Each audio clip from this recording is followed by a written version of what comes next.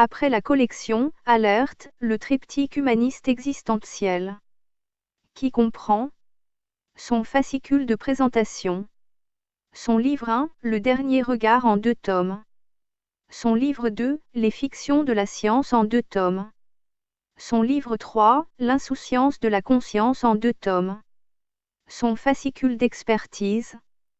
Cette collection numérisée est accessible et téléchargeable gratuitement, en lecture e-book, au format PDF, sur le site lacléinternation.org. Elle est également confectionnée en livre broché et accessible chez Amazon, au coût de fabrication et d'expédition, sans droit d'auteur ni d'éditeur. Livre français, Philippe Vaisseau. Au format A4 et aussi en collection luxe tout en couleur.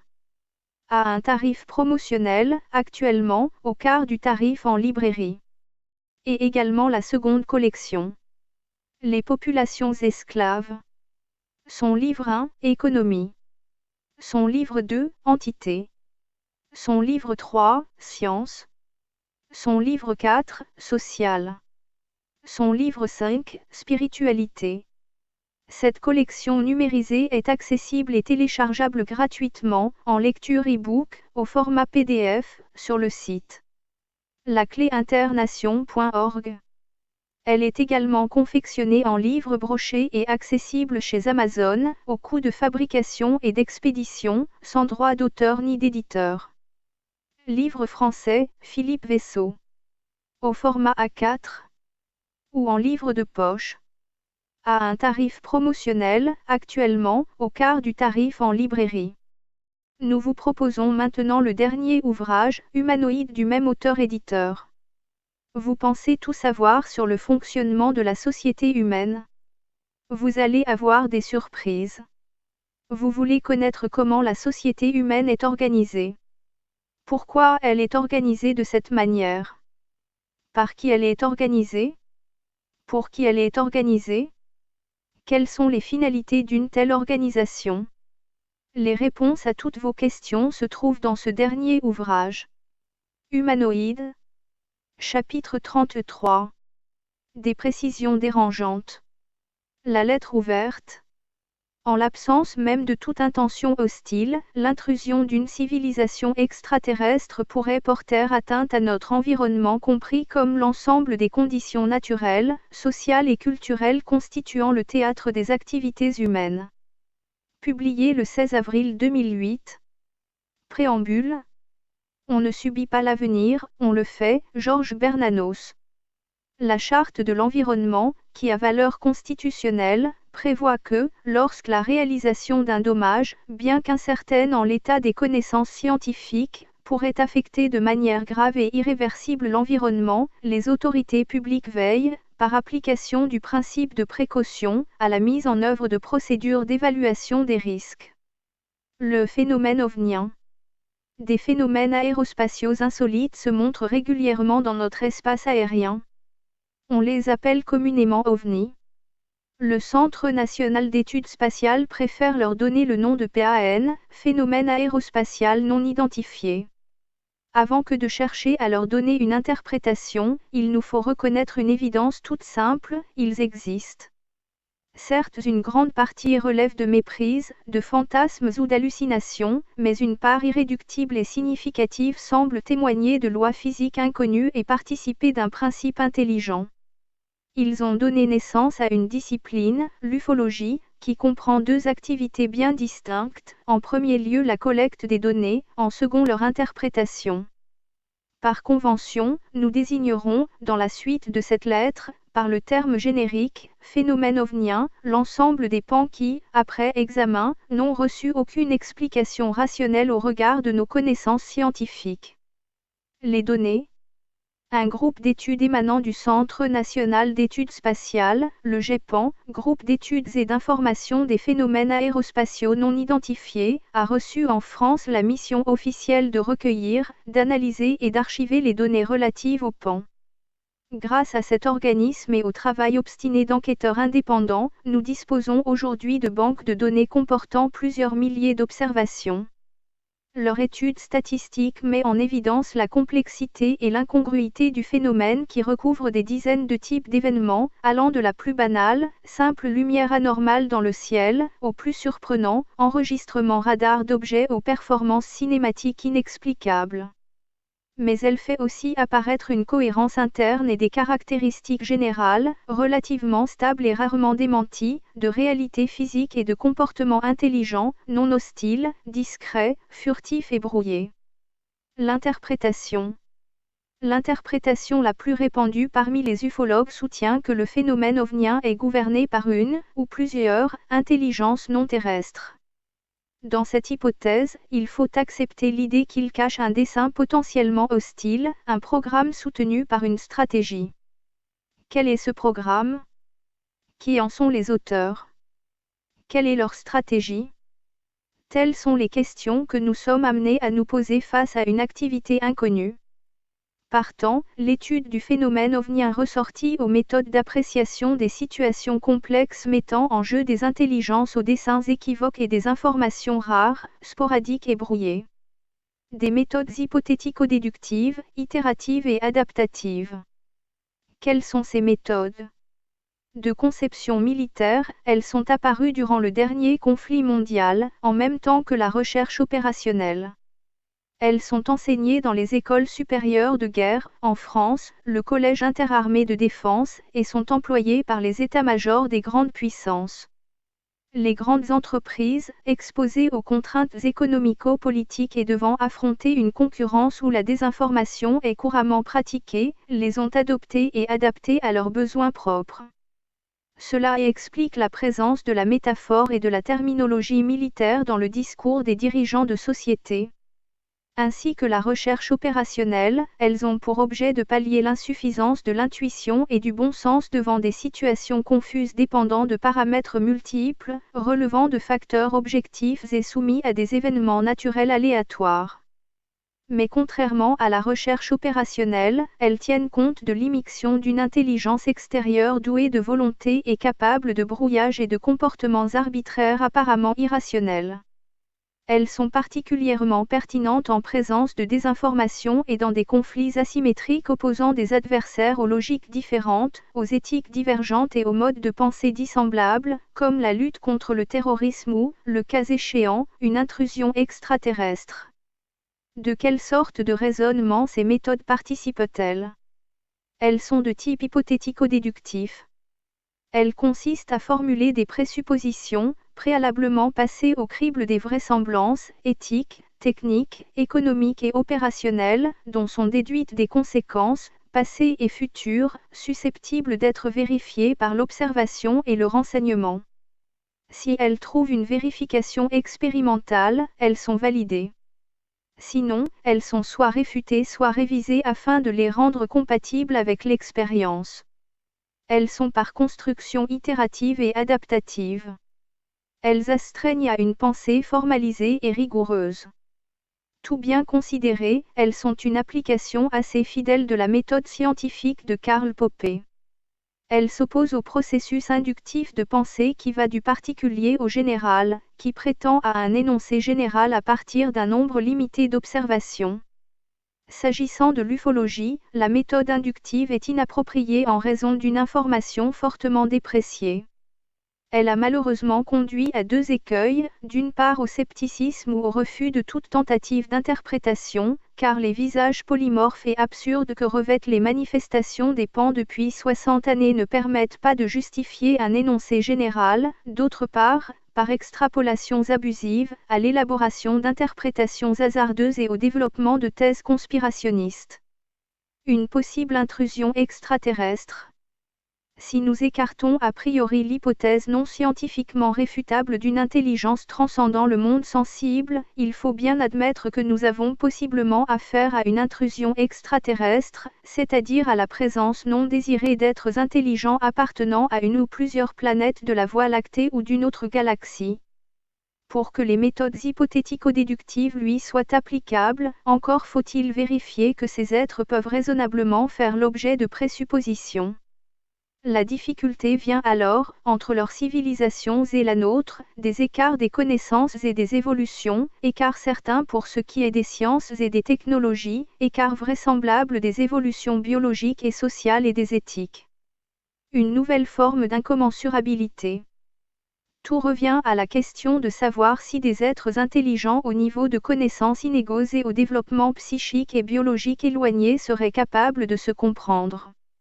À cette condition seulement, les présuppositions auront un sens et pourront être admises comme hypothèses heuristiques. Une position est aujourd'hui en faveur chez certains ufologues qui prétendent, après Carl Sagan, que les différences de connaissances et d'évolution seraient en réalité des obstacles insurmontables rendant impossible notre compréhension, voire notre perception, d'une intrusion. S'il est vrai que le fossé du langage est à jamais infranchissable entre l'homme et l'animal, il ne serait pas en revanche un empêchement dirimant entre notre civilisation et celle des autres mondes technologiquement, et peut-être psychiquement, supérieurs. En effet, l'exobiologie tient pour probable que tous les êtres intelligents de l'univers sont dotés de capacités d'inférence et de gestion du temps et que leurs schémas mentaux sont, selon toute vraisemblance, analogues sinon identiques. Il vient qu'il est légitime d'appliquer les méthodes hypothético-déductives aux phénomènes ovniens et, par conséquent, de chercher à découvrir, au-delà de leur mode de déplacement dans l'espace, les intentions à notre égard des éventuels intrus. Présuppositions. Elles doivent porter sur la nature de ces êtres, sur leur libre ou serf arbitre, sur leur organisation sociale et politique, leur éthique collective, leurs intentions et leurs activités. La vie revêt-elle ailleurs des formes radicalement différentes? Les êtres biologiques extraterrestres doués d'intelligence ont-ils une physiologie semblable à celle de l'homme? Érigent-ils leur société en civilisation? Dans l'hypothèse où certains auraient acquis la maîtrise de l'espace, de quelle organisation sociale et politique se seraient-ils dotés pour atteindre un tel niveau de connaissance? Quelle serait leur éthique? Reconnaîtraient-elles une vérité morale? Quelle stratégie adopterait-il vis-à-vis des civilisations visitées? Au service de quelle mission? Obéirait-il à un principe de précaution? Quelle procédure d'approche appliquerait-il? Des signes de leur présence seraient-ils perceptibles? Désinformation et brouillage. Dès lors que l'on tient pour plausible une intrusion extraterrestre, il convient de s'interroger sur son origine, son mobile et sa dangerosité. Sommes-nous en présence d'une seule civilisation ou de plusieurs civilisations opérant de concert ou de manières indépendantes? S'agit-il d'une simple surveillance à distance, d'une intervention ponctuelle ou d'une tentative d'influence ou de prise de contrôle? Il est vain d'espérer que d'une démonstration ovnienne ostensible et non brouillée surgiront un jour prochain les réponses à ces graves questions parce que le phénomène est discret, furtif et brouillé et ne semble pas disposé à se dévoiler. Elles ne viendront pas davantage d'une étude reposant sur l'induction, car il est de mieux en mieux établi qu'il est depuis son origine l'objet d'opérations de travestissement et de déformation de la vérité. La désinformation mise en œuvre par des fabulateurs aux intérêts obscurs et par des agences gouvernementales motivées par l'enjeu stratégique et la nécessité du secret. L'amplification, plus ou moins volontaire, de certains des témoins et enquêteurs. Le brouillage et le camouflage par les intrus eux-mêmes. Désinformation et brouillage sont si présents qu'il devient difficile de faire la part entre la réalité et la fiction, de restituer une information fiable et crédible à partir des seuls récits des témoins. Les méthodes hypothético-déductives sont censées lever ces difficultés. Un risque d'ethnocide planétaire? Quand bien même elle ne montrerait aucune intention hostile, une intrusion extraterrestre présenterait un danger de chaos pouvant conduire à un ethnocide si, par accident, elle se montrait au grand jour sans laisser aucun doute sur son origine. À défaut d'une action psychologique préalable, les hommes pourraient perdre confiance dans leur capacité de maîtriser leur avenir. L'équilibre du monde en serait bouleversé. Cependant que le génocide est l'extermination d'un groupe ethnique ou religieux, l'ethnocide est la destruction de sa culture. Le chaos n'est pas propre au système physique. Des évolutions chaotiques se rencontrent aussi bien dans d'autres systèmes naturels complexes, composés de plusieurs sous-systèmes interagissant fortement. Des événements extérieurs, que les économistes appellent « chocs », pourraient jouer un rôle déterminant dans le déclenchement des involutions irréversibles. Or peut-on concevoir un choc culturel plus violent, plus déstabilisateur, que le contact impromptu avec des êtres extraterrestres qui ont mis la Terre en observation? Le risque d'ethnocide ne peut être négligé. Il doit être pris en considération au plus haut niveau de l'État. Là encore, seules les méthodes hypothético-déductives sont susceptibles d'apporter une aide précieuse à la décision. Compte tenu des réflexions d'ordre général qui précèdent et considérant que la France s'est dotée d'un organe officiel de collecte et d'analyse des données des PAN, le GEPAN. Que le GEPAN et son comité de pilotage n'ont pas reçu pour mission d'interpréter le phénomène ovnien. Que, serait-il chargé de cette mission, il ne détiendrait pour la mener à bien ni la compétence, ni les moyens, ni la méthode. Que le phénomène ovnien est possiblement la manifestation de l'intrusion d'une ou de plusieurs civilisations extraterrestres. Que, si l'intrusion n'est pas prouvée scientifiquement, il existe en sa faveur de fortes présomptions, comme l'a écrit en son nom propre dans un livre récent, Phénomènes aérospatiaux non identifiés, un défi à la science, Monsieur Yves Sillard, président du comité de pilotage du GEPAN. Ancien directeur général du Centre national d'études spatiales et ancien délégué général pour l'armement. Qu'une intrusion extraterrestre procède nécessairement d'une politique respectant une éthique et implique un programme servi par une stratégie. Qu'une stratégie relevant d'une intelligence étrangère aux motifs incertains pourrait porter atteinte à notre environnement compris comme l'ensemble des conditions naturelles, sociales et culturelles constituant le théâtre des activités humaines. Qu'elle doit donc faire l'objet, selon une méthode appropriée, d'une étude d'évaluation des risques, notamment le risque ethnocidaire, par application du principe de précaution conformément à l'article 5 de la Charte de l'environnement. Que la seule méthode appropriée face à une menace imprécise est la méthode d'appréciation des situations complexes mise au point par les grands états-majors. Que le phénomène ovnien est une affaire trop grave pour être abandonnée au seul GEPAN, ufologues et associations ufologiques. À la rumeur publique. Que, pour ce que l'on en sait, aucune étude officielle portant sur l'interprétation du phénomène ovnien n'a été conduite à ce jour en France. Qu'à la suite de la publication du rapport Condon, une telle étude a vraisemblablement été menée aux États-Unis en toute confidentialité et que ces conclusions suffiraient à expliquer la désinformation que ce pays semble avoir mise en place pour préserver sa situation dominante et, peut-être, écarter le risque ethnocidaire. Les sous-signés ont l'honneur de demander à Monsieur le Président de la République de bien vouloir ordonner une étude exhaustive du phénomène ovnien en application d'une méthode hypothético-déductive empruntée aux états-majors. Cette étude devrait réunir de hautes compétences dans les disciplines directement concernées, politiques, militaires, scientifiques, sociologiques, philosophiques et ufologiques. Elle recevrait pour objet d'infirmer ou de valider l'interprétation extraterrestre et, le cas échéant, de mettre en évidence la stratégie poursuivie par l'intrusion et, si possible, ses moyens. Ainsi le gouvernement de la France serait-il en mesure de mettre sur pied, à des fins de vérification, des actions spécifiques d'investigation scientifique et de renseignement, puis de construire sa propre stratégie, enfin d'arrêter la politique nationale qu'il conviendrait d'appliquer en matière de défense, de sécurité, de recherche, de santé et de maîtrise de l'information. Il disposerait en outre d'éléments pertinents pour décider de la position à tenir sur la scène internationale et de l'information qu'il serait éventuellement nécessaire de porter à la connaissance des institutions et de l'opinion publique. À Versailles, le 14 avril 2008. Gilles Pinon, contre-amiral, 2S. Jacques Costagliola, docteur en médecine. Claude Lava, ingénieur ESM. Francis Collot, chirurgien. Alain Labec, ingénieur Centre national de la recherche scientifique. Vincent Morin, MCU, docteur en électronique.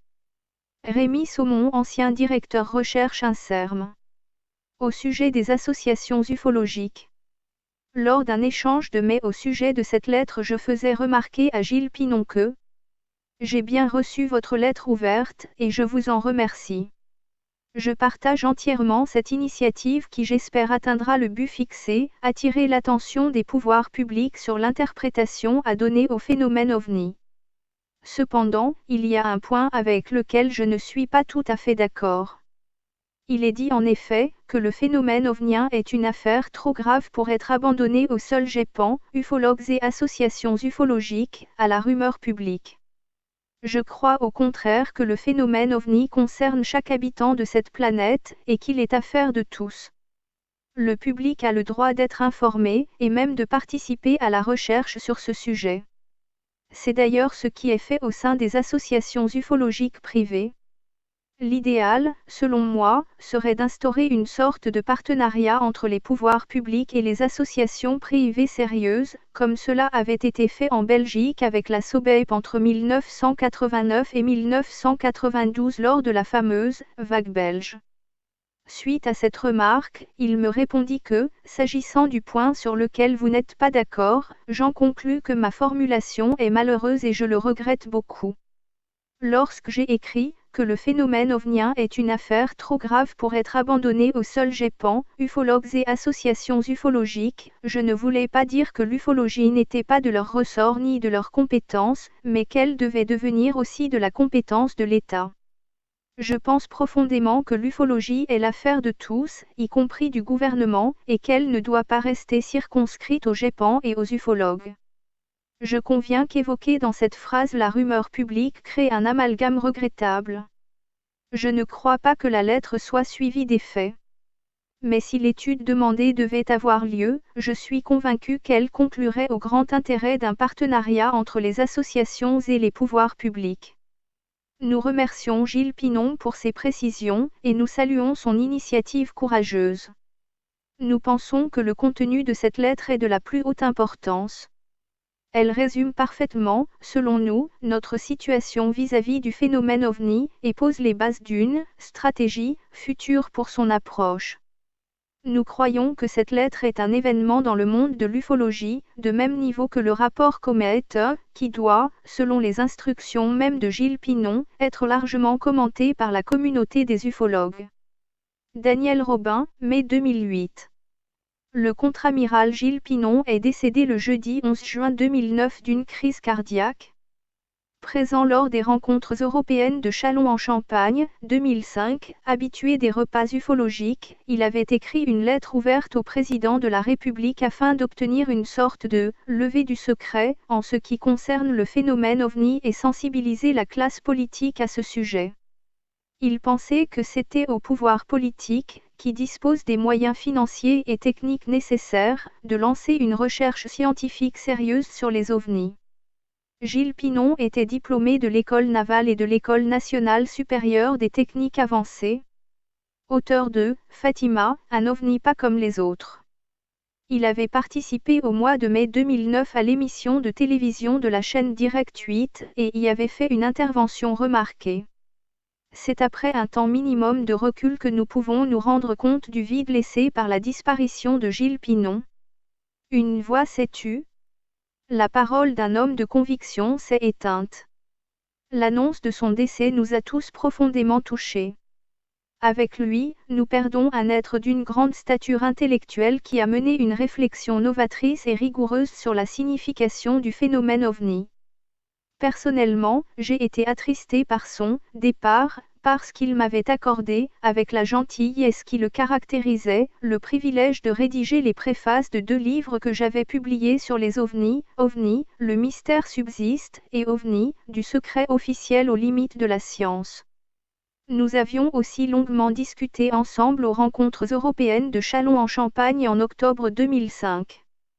Après la lecture du seul livre de Gilles Pinon sur les ovnis intitulé « Fatima, un ovni pas comme les autres », j'ai tout de suite partagé son interprétation du phénomène OVNI et ses conclusions quant à son origine. J'ai le souvenir d'avoir été impressionné par cet ouvrage remarquable d'une totale originalité.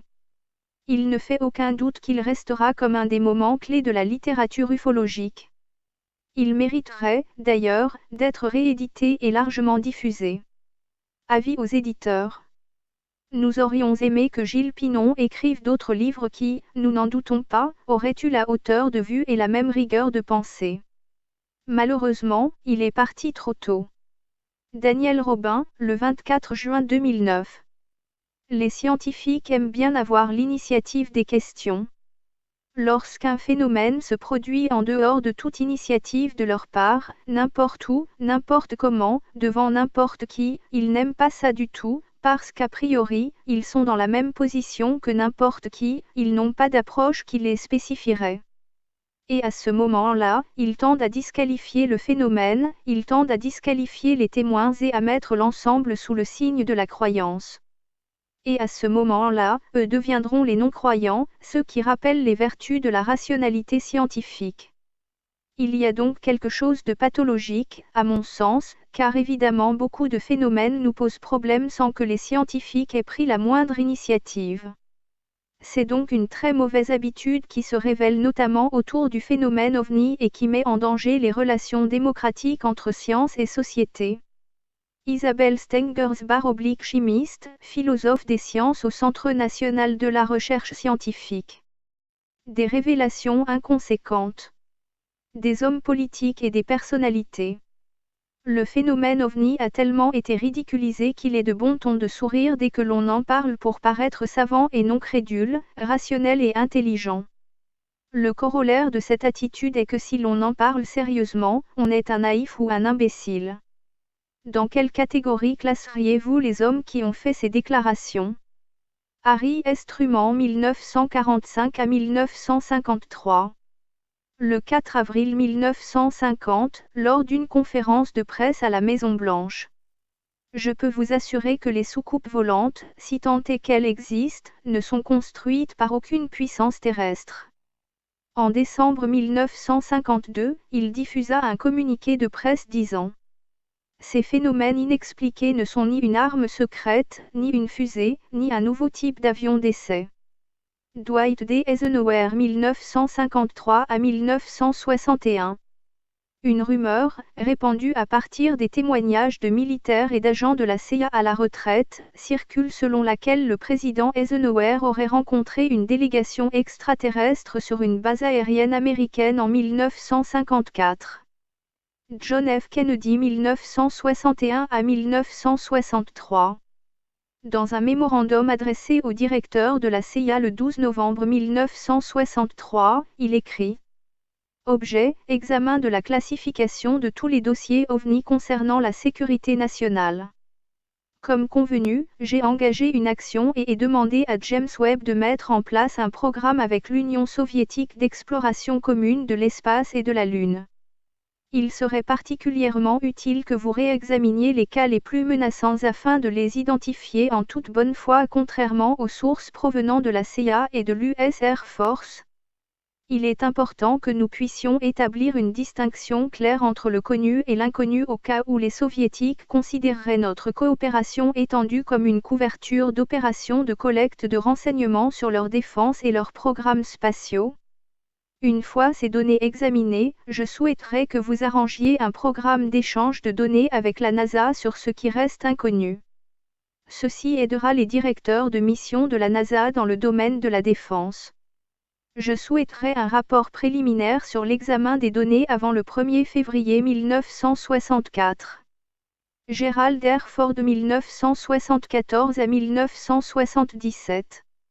Lors de son année au Congrès, avec la ferme conviction que le public américain mérite une meilleure explication que celle donnée jusqu'ici par l'armée de l'air, je recommande fortement la création d'une commission d'enquête sur le phénomène OVNI. Il s'agit là de notre devoir envers le peuple afin de renforcer notre crédibilité face au phénomène OVNI et faire la plus grande lumière possible sur ce sujet. Jimmy Carter 1977 à 1981. Lors de sa campagne présidentielle. Si je suis élu président, je ferai en sorte que toutes les informations détenues par ce pays sur les observations d'OVNI soient disponibles pour le public et les scientifiques. Je suis convaincu que les OVNI existent parce que j'en ai vu un. Ronald W. Reagan 1981 à 1989. Lors de la 42e Assemblée générale des Nations unies du 21 septembre 1987, il déclara: obsédés par les rivalités du moment, nous oublions souvent tout ce qui unit les membres de l'humanité. Peut-être avons-nous besoin de quelques menaces mondiales extérieures afin de prendre conscience de ce lien? Je pense quelquefois que nos différences disparaîtraient très vite si nous devions faire face à une menace extraterrestre. Et pourtant, je vous le demande. Une force extraterrestre n'est-elle pas déjà parmi nous? Alors qu'il était gouverneur de Californie, il affirme avoir été témoin d'un ovni, lors d'un vol. William J. alias Bill Clinton 1993 à 2001. En novembre 1995, il déclara: pour autant que je sache, aucun vaisseau extraterrestre ne s'est écrasé à Roswell, Nouveau-Mexique, en 1947. Si l'armée de l'air des États-Unis a récupéré des corps extraterrestres, ils ne m'ont rien dit non plus à ce sujet, et je veux connaître la vérité. Mikhaïl Gorbatchev, président de l'Union des républiques socialistes soviétiques, lors d'un discours officiel au Kremlin, le 16 février 1987, déclara: au cours de notre rencontre à Genève, le président des États-Unis m'a dit que si la Terre était confrontée à une invasion d'extraterrestres, les États-Unis et l'Union soviétique réuniraient leurs forces pour la repousser. Je ne discuterai pas cette hypothèse, bien que je pense qu'il est encore trop tôt pour s'inquiéter d'une telle intrusion. Il déclara, au journal Jeunesse soviétique, le 4 mai 1990.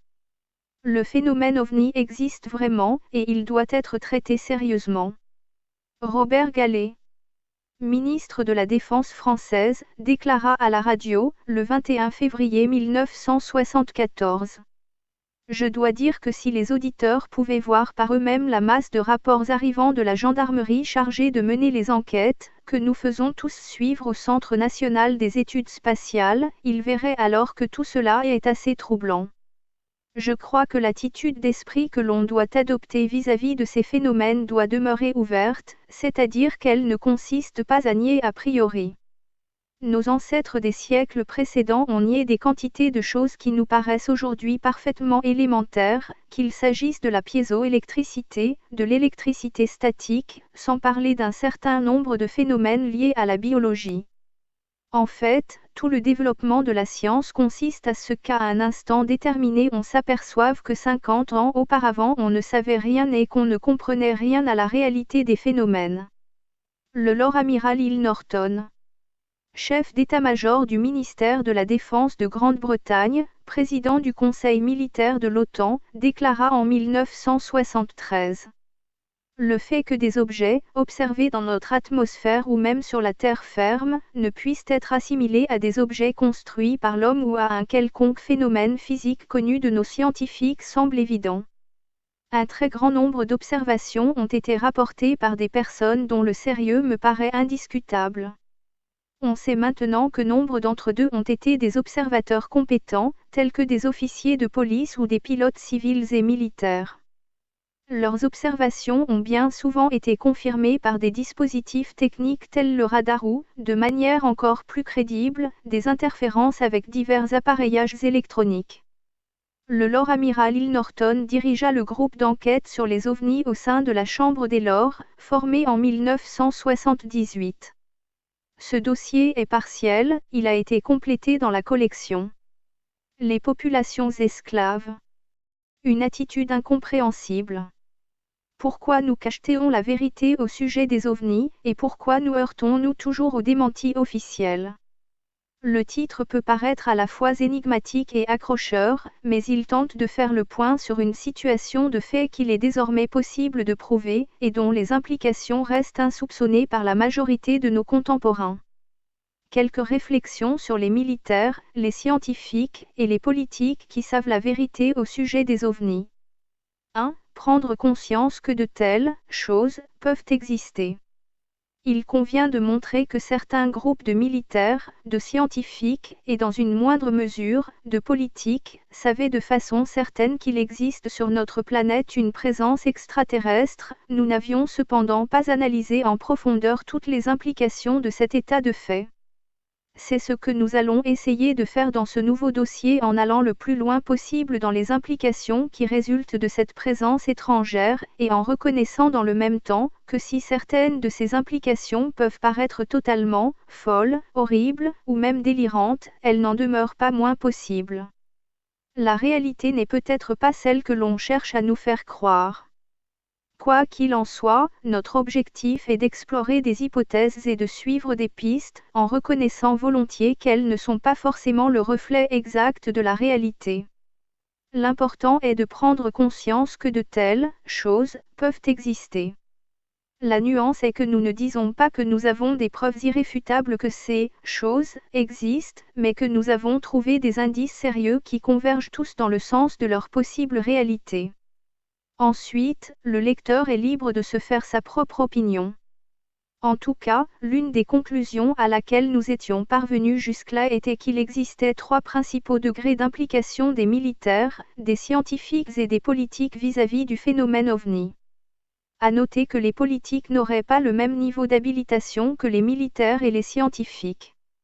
Les présidents des États-Unis successifs ont été tenus à l'écart, parce qu'ils n'avaient pas l'habilitation requise. Propos du Dr Edgar Mitchell pour Discovery Channel. 2. Degré 0 d'implication. Caractéristiques du degré 0, observation et détection à distance du phénomène OVNI. Collecte de rapports d'observations et de témoignages. Enregistrement radar, films et photos d'OVNI.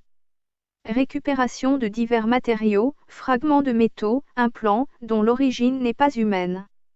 Analyse approfondie de traces au sol, d'échantillons de végétation ayant subi des altérations. Le phénomène ne représente pas une menace pour la sécurité des États. Les autorités assistent impuissantes aux évolutions du phénomène OVNI dans leurs espaces aériens. Pas de contact direct avec le phénomène, mais simple constat que ce phénomène est bien réel. 3. Degré 1 d'implication. Caractéristiques du degré 1, observation du phénomène OVNI avec contact sporadique et limité, sans influence directe sur les affaires humaines. Rencontre secrète que l'on peut qualifier de courtoise entre des représentants de la civilisation ou des civilisations qui produit le phénomène OVNI et des représentants terriens rigoureusement sélectionnés. Échange d'informations, voire transfert limité de technologie. Démonstration des prouesses des OVNI pour montrer aux terriens leur supériorité technologique. Contact avec le phénomène OVNI, mais pas d'interférence notable avec les affaires humaines. Tout se passe à un niveau très confidentiel. 4. Degré 2 d'implication. Caractéristique du degré 2, il y a des contacts importants et fréquents au plus haut niveau. Collaboration active avec la ou les civilisations extraterrestres. Il existe des échanges importants d'informations et des transferts massifs de technologies. Nous pouvons imaginer que dans le pire des scénarios les extraterrestres exerceraient un contrôle presque total sur notre planète. Ils dicteraient les grandes lignes de l'organisation économique, politique et scientifique des États. Ils pourraient programmer notre avenir. Une infiltration des extraterrestres dans toutes les sphères dirigeantes de la planète est aussi envisageable. Ils pourraient même prendre une apparence humaine pour passer inaperçus. Dans ce scénario de l'extrême, les politiques seraient soumis aux extraterrestres. À ce niveau d'implication, tout est possible. Le phénomène peut alors représenter une grave menace pour notre planète et l'avenir de notre civilisation. C'est le pire des scénarios, digne des théories conspirationnistes les plus sombres. Une alternative est cependant envisageable. Nous pouvons, en effet, imaginer l'hypothèse inverse, c'est-à-dire que les extraterrestres exerceraient un contrôle bénéfique et positif sur notre civilisation, avec l'intention de nous guider et peut-être même de nous éduquer, pour nous permettre d'accéder à un niveau supérieur de civilisation. Le degré 2 implique des contacts étroits avec les extraterrestres, avec intervention et ingérence maximale dans les affaires humaines. Tout se passe à un niveau confidentiel, mais les militaires et les scientifiques sont soumis au phénomène. Le phénomène dicte sa loi, mais cette loi est destinée à nous faire progresser. Les extraterrestres auraient un plan, destiné à orienter l'évolution de l'espèce humaine dans un sens bénéfique pour nous. Le point de départ de nos réflexions est que le degré zéro d'implication est une certitude. L'existence du phénomène OVNI est un fait qui n'est plus à démontrer. Il existe désormais tellement de preuves de sa réalité qu'il n'est plus nécessaire de débattre de cette question. Par ailleurs, il faut noter que les trois niveaux d'implication des structures politiques, militaires et scientifiques, décrits ci-dessus, sont bien évidemment très schématiques. Il peut exister de nombreux degrés intermédiaires entre ces trois grandes catégories. Toutes les combinaisons sont en fait possibles. Ce qui est sûr en tout cas, c'est que le degré zéro est aujourd'hui une réalité bien établie, indiscutable. Le degré 2 est seulement probable. Il représente le degré extrême d'implication. Ce dossier est partiel, il a été complété dans la collection.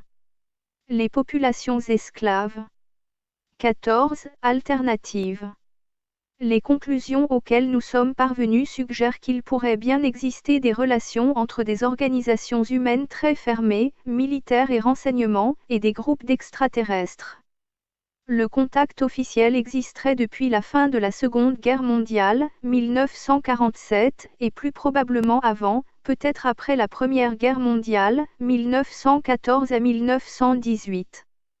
Cependant, après 1945 nous entrons dans une période sombre de l'histoire humaine qui s'appelle la guerre froide, qui a commencé en 1947 et s'est terminée en 1991 au moment de l'implosion de l'Union des républiques socialistes soviétiques et de la dissolution du pacte de Varsovie. Durant cette guerre froide, nous avons évité de justesse la destruction de notre civilisation, au sens large du terme, par les armes nucléaires. Notons aussi que c'est une période pendant laquelle les budgets alloués à l'industrie de l'armement étaient colossaux et que le cartel militaro-industriel en a profité pour mettre en place son hégémonie sur toute l'économie. Voyant cette situation catastrophique pour l'humanité, les extraterrestres auraient alors proposé un plan de désarmement bilatéral, USA et Union des républiques socialistes soviétiques, et peut-être même une intervention plus directe dans les affaires humaines. C'est à ce moment que les difficultés ont surgi entre les militaires et les extraterrestres. Leurs objectifs réciproques étaient différents et même parfois opposés. Depuis ce désaccord, il existerait un conflit entre les militaires et les extraterrestres. Mais cette sorte de guerre contre les extraterrestres n'existerait pas pour les raisons que nous croyons. Ce n'est pas pour protéger les populations que les militaires se battraient, mais uniquement pour sauvegarder leur immense pouvoir sur notre planète. Notons que ce conflit n'est pas un conflit armé dans lequel des armes conventionnelles seraient utilisées, troupes, avions, chars, etc. Cela ressemble plutôt à une lutte de pouvoirs et d'influence pour imposer son point de vue. La désinformation au sujet des ovnis et des aliens ferait partie des armes utilisées par les militaires pour garder le contrôle. Nous pensons que les extraterrestres souhaitent exercer une sorte de mission civilisatrice envers nous et qu'ils nous préparent, peu à peu, à entrer dans une communauté interstellaire composée des multiples civilisations qui peuplent notre galaxie. Le seul obstacle qu'ils rencontrent pour mener à bien cette mission civilisatrice est représenté par le pouvoir des militaires qui ne souhaitent aucunement la paix mondiale. Si les extraterrestres parvenaient à leur fin, toutes les armées du monde seraient dissoutes et les militaires n'auraient plus aucun pouvoir. Et cela, ils n'en veulent pas. Soyons sûrs qu'ils sont prêts à monter les coups les plus tordus pour rester aux commandes. La seule alternative est de croire que la finalité de la vie sur Terre et dans l'univers n'est pas la guerre et la destruction, mais au contraire la paix et l'amour pour toutes les créatures vivantes. Je fais partie de ceux qui pensent que les extraterrestres souhaitent nous aider dans notre évolution. Certains ufologues diront que c'est une vision naïve et angélique des ovnis, mais ce que je sais d'eux ne m'autorise pas à penser qu'ils sont hostiles et belliqueux. Je crois sincèrement qu'ils veulent nous accompagner sur le chemin qui doit nous conduire au sein de la communauté interstellaire qui est composée des nombreuses civilisations qui habitent notre galaxie. Pour eux, nous sommes encore des enfants, certainement des enfants terribles, qui font leurs premiers pas dans le vaste univers et qui ont besoin d'une surveillance étroite pour éviter qu'ils fassent de grosses bêtises. Des tunnels dans le temps et dans l'espace. Les voyages dans le temps et dans l'espace seraient réalisables. La technologie concernant les tunnels de temps aurait été acquise en coopération avec des groupes d'extraterrestres. Ils auraient aussi fourni les technologies de contrôle de la pensée pour la réalisation d'une société humaine hautement technique et automatisée. Cette situation aurait été élaborée dans le but d'un meilleur contrôle de notre société. Le temps apparaîtrait comme un système de mesure quantifiable et compartimenté, mais dont les événements survenus dans le passé ne peuvent être modifiables, sauf à créer des paradoxes temporels. Des hiérarchies de compétences auraient été déterminées en fonction des catégories d'entités extérieures. Certaines n'étaient là qu'en observateurs et ne participaient à aucune élaboration de programme. Des données technologiques étaient transférées depuis les niveaux de compétences des IT collaborateurs vers les ordinateurs de grande capacité dont disposaient les techniciens, en liaison avec eux, souvent en modifiant les structures même des ordinateurs. La technologie permettant la réalisation de différents matériels de très haute technologie a été entreprise de concert avec diverses ethnies extérieures. Notamment tout ce qui concernait les systèmes de modulateurs à ondes pulsées et les émetteurs à haute puissance ainsi que les amplificateurs à champs croisés, appelés amplitrons. La construction des systèmes de fabrication des tunnels de temps aurait donc été réalisée dans ces conditions. Toutes ces recherches auraient été faites sous une très haute surveillance. L'achat des matériaux permettant les réalisations était effectué dans le plus grand secret. The Black S Project aurait été l'entreprise la plus secrète jamais organisée. Lorsque les résultats étaient atteints, toutes les pièces à conviction étaient soigneusement détruites. Les tunnels de temps auraient permis l'installation de bases américaines sur la Lune et sur Mars en coopération avec la Russie entre les années 1960 et 1970. Bien qu'aucun signe de vie apparente n'y ait été identifié, de gigantesques installations souterraines, encore en état de fonctionnement, y auraient été répertoriées. Cela pourrait ressembler à d'énormes entrepôts de stockage. Des banques de données y auraient été entreprises, qui, installées dans un ordinateur, permettraient d'accéder directement aux emplacements, par l'intermédiaire des tunnels de temps, eux aussi répertoriés. Mais cela n'aurait pas été suffisant à leur réalisation. Il conviendrait également de tenir compte des mouvements de notre planète et de celles de tout notre système solaire. Les références seraient complètes et applicables selon les besoins. Tous les paramètres figureraient dans des banques de données.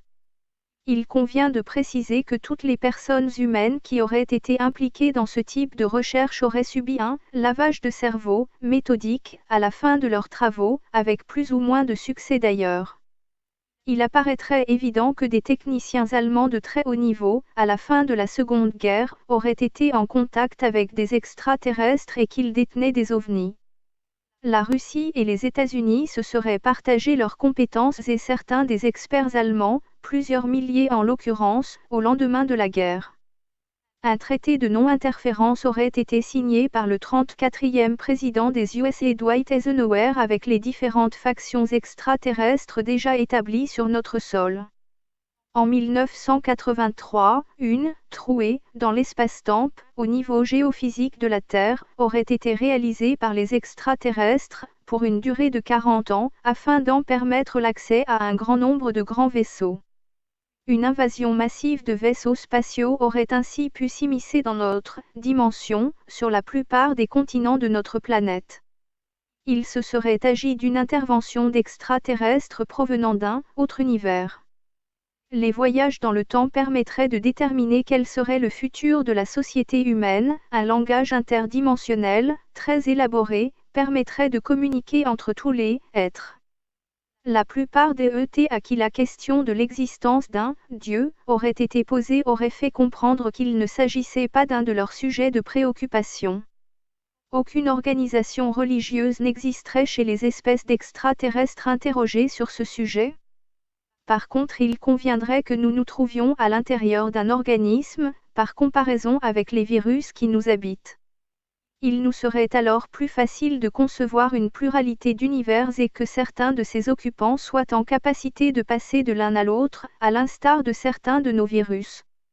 Il y aurait de nombreuses variétés d'IT qui se contentent d'observer ce qui se passe sur notre planète. Quelques-unes seulement coopéreraient avec l'espèce humaine. D'autres se montreraient parfaitement indifférentes à l'avenir de notre espèce. D'autres pourraient se montrer totalement hostiles à notre avenir, mais des espèces semblent vouloir réguler leurs actions dans un esprit de sauvegarde de notre espèce et surtout se préoccuperaient de l'avenir de notre planète. Elles seraient déjà intervenues, dans ce sens, à plusieurs reprises et aussi au cours des siècles passés. Quelles seraient donc les motivations essentielles d'aussi importantes variétés d'IT sur notre planète ? Il se pourrait que notre Terre abrite des éléments chimiques rares, qui ne seraient pas disponibles ailleurs. Il se pourrait aussi que les humains représentent une valeur comparable à celle que nous attribuons à notre bétail. Certains d'entre eux s'intéresseraient plus particulièrement à notre physique, à notre génétique peut-être singulière pour eux et aux facultés illimitées que représenterait l'esprit humain et qui fascinerait de nombreuses espèces parmi nos visiteurs.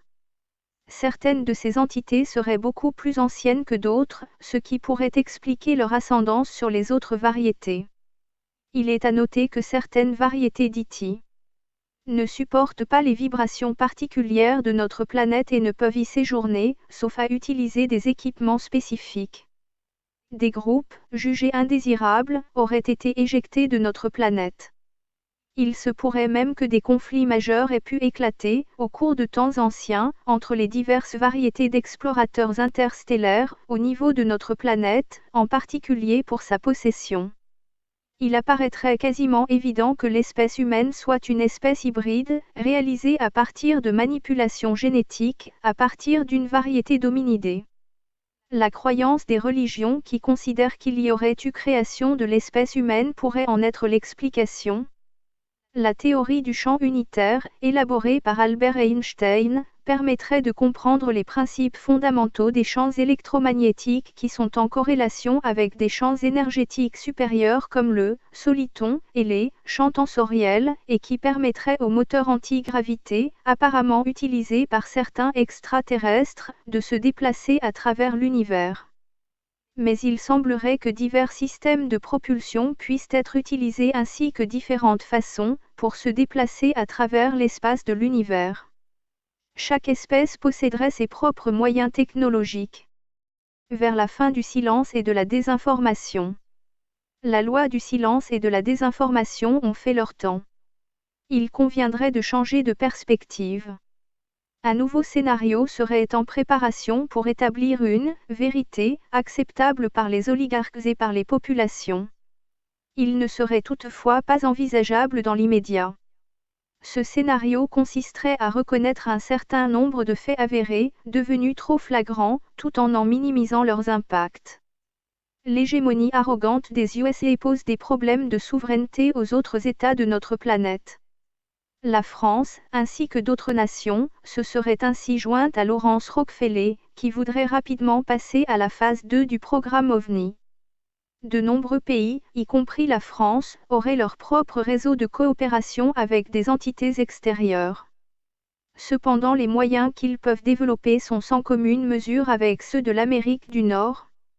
Le rapport Cometa est un exemple de manœuvre permettant de désigner du doigt et de faire pression sur le comportement des responsables américains qui affichent ainsi leurs prétentions pour l'établissement d'une suprématie militaire, par leur supériorité technologique acquise avec les IT. Toutefois, rien n'est très clair dans ce domaine. À titre d'exemple, il apparaîtrait que les services secrets français, qui auraient supervisé la publication du rapport, seraient les mêmes qui aient transféré le projet de recherche de la MHD de Jean-Pierre Petit, lorsqu'il était directeur de recherche au Centre national de la recherche scientifique de Marseille, vers les services de l'armée. Ils seraient également les mêmes qui géreraient les personnes invitées sur les plateaux des télévisions concernant les émissions sur les ovnis et qui sont chargés torpiller la crédibilité. En l'occurrence, le terme de sabotage serait-il adapté? Il ne faut évidemment pas penser que des révélations seront faites sur le fonctionnement technologique des extraterrestres. Plusieurs groupes, de diverses origines, coopéreraient ainsi avec des équipes civiles et militaires américaines, sous le contrôle des militaires. Chaque groupe de recherche est totalement cloisonné, afin que la surveillance y soit parfaitement assurée et qu'aucun groupe ne puisse connaître ce que l'autre réalise. Le plus haut niveau de sécurité et de secret y serait assuré. Une loi précise que si c'est dans l'intérêt de la sécurité nationale, les rapports se rapportant, même à un projet déclassifié, ne peuvent pas être divulgués. La téléportation, le clonage génétique, la régression en âge ainsi que la progression en âge, le voyage dans le temps et tout ce qui se rapporte aux ovnis et à leurs occupants, sont parmi les sujets les plus sensibles. Il faut y ajouter les expérimentations concernant des influences sur le comportement humain. Des influences électromagnétiques permettraient d'obtenir des comportements aberrants et irrationnels. Il aurait été question de créer une arme de manipulation des masses, qui se serait avérée efficace, invisible et indétectable.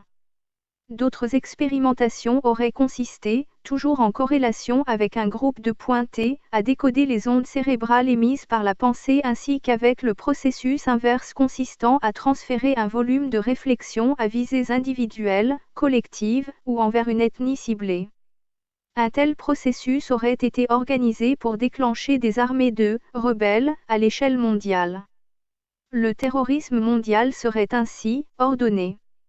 Il y aurait un contrôle cérébral qui serait déclenché, à volonté, par le nouvel ordre mondial. La création de désordres intentionnels de la personnalité sur des personnes relève d'un génocide organisé. C'est dans une telle perspective que d'importantes bases de données auraient été organisées afin de pouvoir recueillir, sous le prétexte de la lutte contre le terrorisme, toutes les informations personnelles de tous les individus, par la NSA américaine. Si une représentation, qui se considère élitique, est capable de s'adonner à de telles pratiques, pour pouvoir établir son diktat, cela signifie qu'elle est complètement dépravée. Il s'agirait évidemment d'une conduite vers un totalitarisme mondial. La prise du pouvoir par les multinationales et les spéculations financières embarqueraient la société humaine vers cet impérialisme global de la planète. Cela serait là, la porte ouverte à toutes sortes de tyrannies. Une forme de totalitarisme serait déjà en place. Rappelons qu'une directive, IANAP 146, des USA, s'appliquant au personnel militaire et civil de l'aviation, notifie que tout témoin de phénomène OVNI doit urgemment témoigner et rendre compte de ses observations. Il y est aussi précisé qu'en cas de divulgation de ces informations assimilées au secret militaire, les contrevenants sont punissables au titre d'espionnage à 10 ans de prison. Une loi française interdit aussi l'accès aux rapports de gendarmerie, concernant des témoignages sur les ovnis, pour une durée de 50 ans et jusqu'à 150 ans dès qu'il y aurait une connotation de santé. Vous avez dit, censure. Les pays qui ont un rapport avec les phénomènes ovnis sont classifiés en 4 catégories. Ceux qui se considèrent comme non concernés. Ceux qui n'ont pas de moyens d'investigation. Ceux qui ont des moyens d'investigation. Ceux qui seraient entrés en contact avec leurs occupants et qui auraient établi des protocoles de coopération scientifique et technologique. Les USA qui sont classés dans ce 4e groupe démontrent leur arrogance envers leurs alliés du bloc de l'OTAN. Le rapport Cometa a pu observer que l'armée américaine était en possession de technologies très avancées, pour ce qui concerne la réalisation des structures d'appareils aériens furtifs, des systèmes de propulsion et des armements. Il s'avère également qu'ils maîtriseraient l'antimatière, les supraconducteurs, et auraient une totale maîtrise de nouvelles sources d'énergie, entre autres choses. Leur supériorité technologique, stratégique et économique est sans égale, et le rapport Cometa précise que les ovnis existent et que ce sont des appareils volants dotés de performances stupéfiantes. L'explication la plus probable est de considérer que ces engins viennent d'autres planètes. Les Américains ont des preuves absolues de ces 2 premiers constats. Ils possèdent des épaves et des corps. Ils ont mis en œuvre des technologies résultantes de leurs contacts. Leur supériorité militaire et politique globale en serait la conséquence.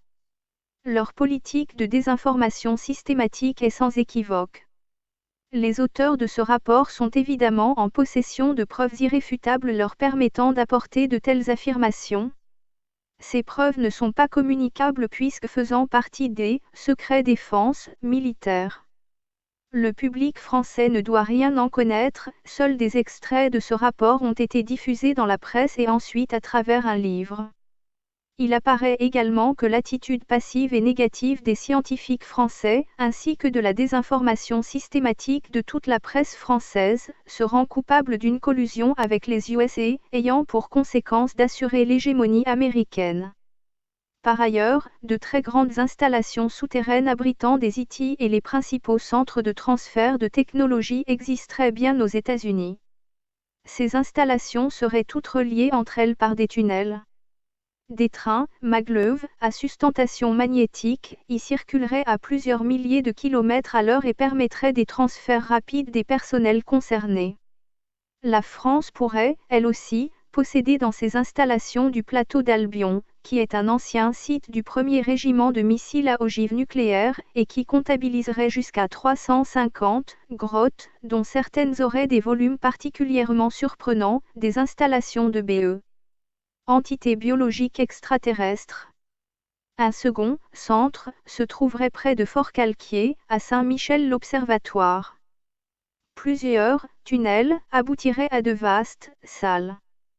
Tout y serait évidemment secret, y compris certaines armoires renfermant d'énormes quantités de photos d'astronomie montrant des ovnis, mais aussi des installations particulières en orbite, ce qui, selon toute apparence, dérangerait beaucoup les autorités, c'est que les EBE se comportent en situation de conquérant. Un extraterrestre, parmi d'autres, aurait été capturé, à la suite de l'écrasement accidentel de leur appareil, et des informations auraient ainsi été recueillies. Il se serait présenté comme étant un être spirituel immortel. Grâce à un contact télépathique établi par lui, le BE aurait bien voulu répondre à certaines des questions qui lui étaient posées. Toutefois, la compréhension des réponses serait, d'une part, une traduction des pensées transmises, et d'autre part, une interprétation subjective, concernant les compétences personnelles, de la personne transférée à son côté. Son corps n'avait pas une apparence biologique, il était asexué, il n'avait ni bouche, ni nez, ni oreille, il mesurait environ 100 cm, sa tête était énorme, ses membres étaient frêles, ses pieds et mains ne comportaient que 3 doigts. Son apparence était celle d'un enfant de 5 ou 6 ans. Ses yeux étaient anormalement grands. Sa vision semblait correspondre à des capacités particulières, inconnues du témoin qui aurait rapporté ses observations. Il aurait indiqué que son corps n'avait pas besoin d'oxygène, ni d'eau, ni de nutrition. Il créait, lui-même, l'énergie dont il avait besoin pour fonctionner. Son corps n'était ni mécanique ni biologique. Cet être s'auto-animerait par sa spiritualité et communiquerait par la pensée en utilisant un langage et des symboles. L'appareil accidenté aurait été pris dans une décharge électrique de l'atmosphère terrestre et aurait échappé, par voie de conséquence, au contrôle électromécanique et aux commandes mentales des pilotes. Ils étaient en train d'enquêter sur les radiations des nuages de notre planète. Ces êtres, selon l'interprétation donnée, appartiendraient à un amas galactique et leur rôle serait de protéger notre planète qui ferait intrinsèquement partie de leur territoire. La médiocrité et la faiblesse de la civilisation terrestre et de son armement compromettraient l'équilibre général. Un contact direct avec l'espèce humaine ne serait pas autorisé, mais seulement son observation. Des observations périodiques de la planète y seraient effectuées, même bien avant l'existence des civilisations humaines. Toutefois, il semblerait qu'ils ne porteraient que peu d'intérêt à notre planète. Ces EBE seraient dotés d'un ordre et d'un pouvoir, ainsi que de la connaissance et de la sagesse. Ils auraient une ancienneté supérieure, qui les élève à un rang très supérieur. Des formes d'intelligence très supérieures figureraient partout dans cet univers et dans les univers. Il aurait refusé de communiquer avec d'autres personnes ou il aurait détecté des intentions défavorables à son encontre et avec lesquelles il ne pouvait transmettre des informations. Des autorités militaires et des personnes vêtues de noir escortaient la personne chargée d'interroger le BE. Cet être ne semblait pas avoir la nécessité de dormir. Il n'avait ni sourcils, ni cils, ni paupières. Sa personnalité aurait apparu comme indépendante de son corps. De nombreuses questions, organisées par les représentants militaires, scientifiques et gouvernementaux n'obtinrent aucune réponse. À l'évidence, l'extraterrestre comprenait les réelles intentions des personnes qui avaient rédigé les questions. Sa coopération aurait été très limitée, puisqu'il se considérait prisonnier, temporairement. Toutefois, il devint évident que les échanges télépathiques étaient trop difficiles à comprendre pour l'interprète désigné. Il aurait été décidé d'apprendre notre langue à Liti qui accepta. Il aurait également été décidé de ne plus lui poser de questions, mais de connaître ce que Liti voudrait bien transmettre. Il donna comme information qu'il était chargé de la surveillance de leur territoire. Il aurait aussi indiqué que d'autres civilisations de BE, venant de la galaxie, étaient établies sur notre planète et qu'elles interféraient avec leur propre base. Sa mission aurait été également de préserver cette planète et toutes ses formes de vie. Chaque être est immortel et doit être respecté. Il aurait provoqué une expérience de décorporation à l'interprète pour lui faire comprendre le fonctionnement de la conscience spirituelle. Il aurait déclaré avoir été aussi diligenté pour enquêter sur les entrepôts d'armement nucléaire. Il devait également définir quels étaient les impacts sur l'environnement terrestre des explosions nucléaires enregistrées. Il aurait encore précisé de devoir utiliser son apparence corporelle, réalisée en matériaux synthétiques et de connexions électriques très sensibles, qui seraient en phase avec une onde électronique propre à chacun d'entre eux et en phase avec le système évolutif du vaisseau spatial, pour se rendre sur les planètes et pour pouvoir fonctionner dans le monde physique. L'appareil serait dirigé par les pensées de l'équipage et fonctionnerait comme une extension des EBE. L'écrasement de leur appareil aurait été provoqué par un court-circuit, et les aurait déconnectés. En dehors de leur mission particulière, ces EBE pourraient voyager à travers les espaces sans avoir recours à leur apparence. Leur contrôle s'effectuerait sur un quart de notre univers physique englobant plusieurs amas galactiques et toutes les composantes de chaque système solaire dans leur globalité. Leur mission consisterait à sécuriser, à contrôler et étendre leur zone. Il comparerait sa mission à celle des colonisateurs, mais avec plus de respect envers les occupants des territoires, envers lesquels il n'interférerait pas. Aussi, dans la mesure du possible, ces colonisateurs particuliers chercheraient à rester très discrets. Il n'aurait pas encore été jugé utile de transmettre les raisons de leurs interventions au peuple de cette planète. La ceinture d'astéroïdes, provenant selon lui de l'explosion d'une planète, leur servirait de base avancée particulièrement favorable pour diverses raisons. Toujours selon cette EBE, le temps ne serait qu'une référence arbitraire causée par le mouvement des objets à travers l'espace. L'espace n'est déterminé que par l'observation des objets dont le déplacement dans cet espace n'est pas linéaire. De ce fait, l'histoire ne serait pas un enregistrement linéaire d'événements. L'histoire ne serait qu'une observation subjective du mouvement des objets à travers l'espace, enregistrée par le monde du vivant. Il s'agirait en fait d'interactions concomitantes et simultanées. Pour comprendre l'historique, il faudrait prendre conscience que tous les événements feraient partie d'un ensemble interactif. Le temps devrait être considéré comme une vibration englobant la totalité de l'univers. Il aurait indiqué que chaque conscience est non seulement indépendante du corps, mais elle serait aussi indépendante de chaque autre conscience. Il aurait également la possibilité de percevoir les différents niveaux du physique et n'aurait pas de positionnement ni dans l'espace ni dans le temps. Son immatérialité lui octroierait toute latitude d'expérimentation. Il aurait aussi la capacité de se réinformer sur sa conscience. Il y aurait une créativité d'univers physique. Une préformation de l'univers physique résulterait d'une sorte d'allégorie illusoire. Plusieurs organisations de BE comparables à la sienne contrôleraient des parties de l'univers et se chevaucheraient. Toutes les formes physiques de l'univers seraient composées des mêmes matériaux indestructibles. Plusieurs civilisations sur la Terre auraient été organisées à partir de sociétés extérieures.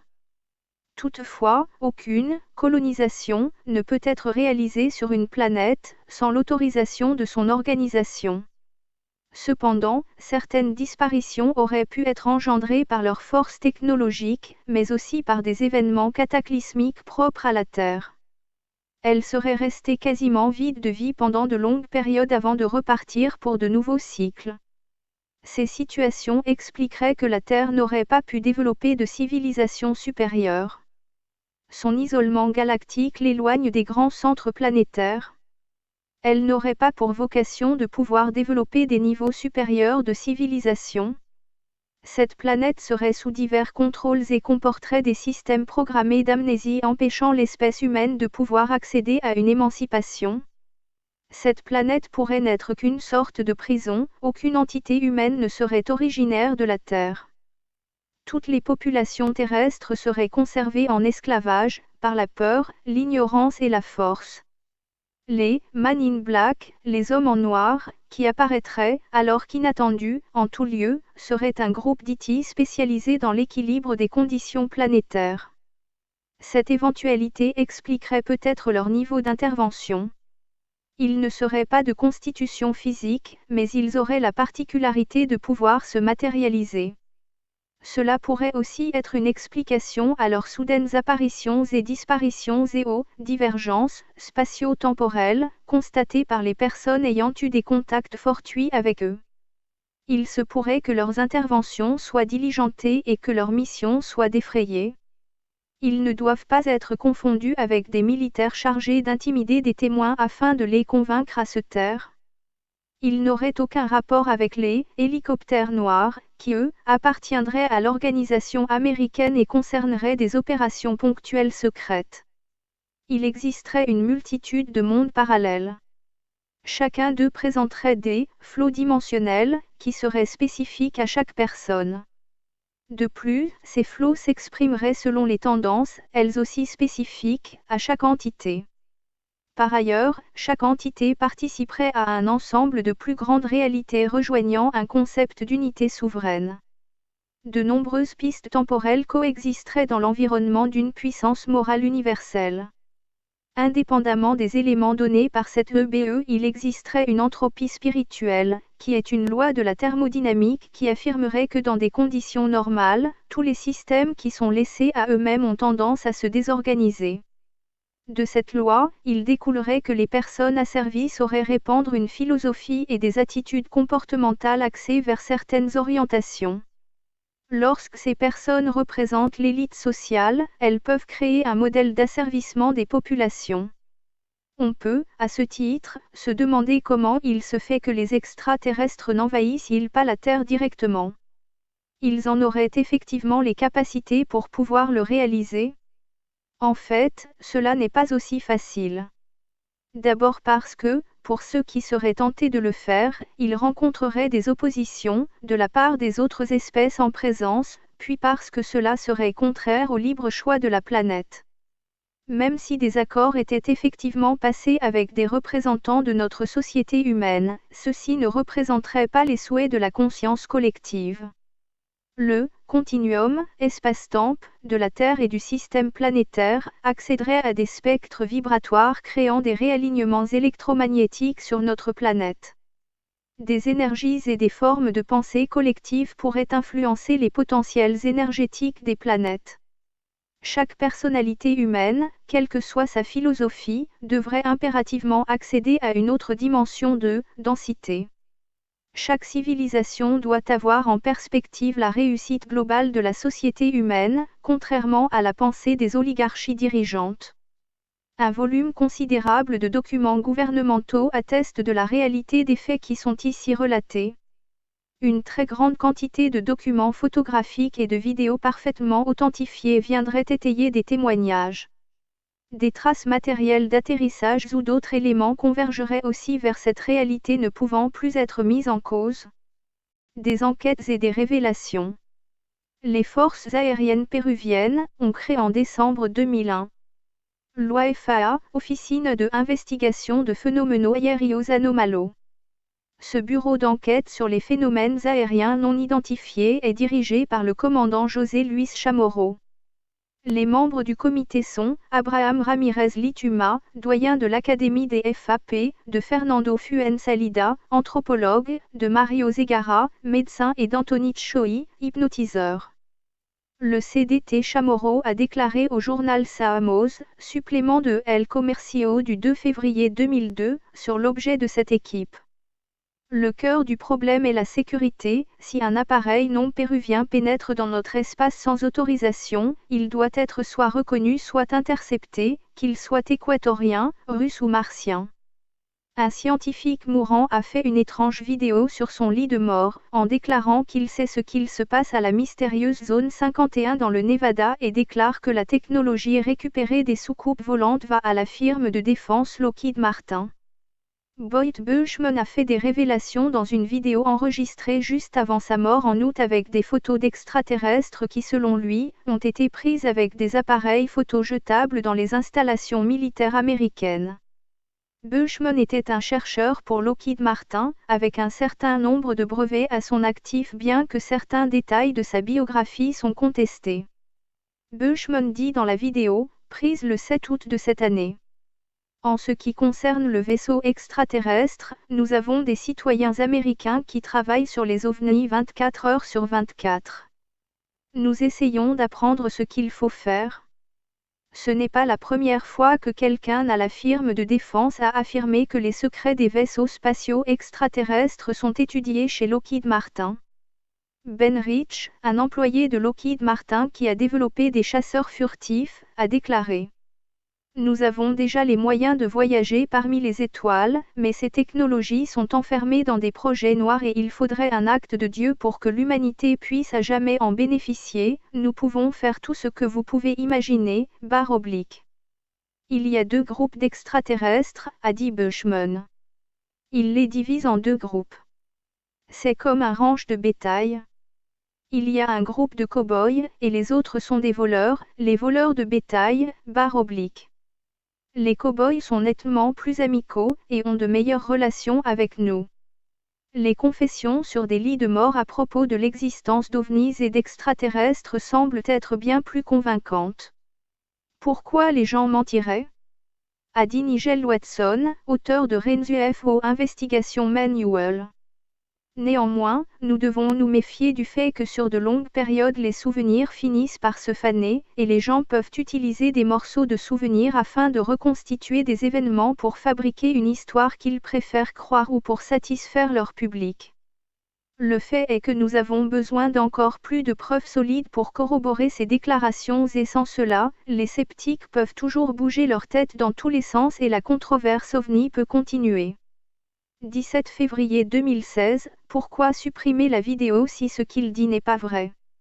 Je suis certaine qu'un groupe de personnes puissantes savent des choses qu'ils ne veulent pas dévoiler à l'humanité par peur de révolte ou panique.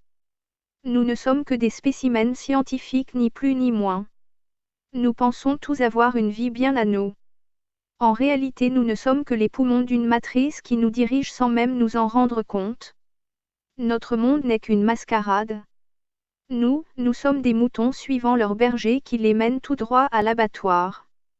En 2005, après un audit effectué par François Louange, directeur de Fleximage Group Aid, la direction du Centre national d'études spatiales a décidé de reformer un comité de pilotage pour une relance des activités liées au PAN et de transformer le SEPRA en GEPAN dirigé par M.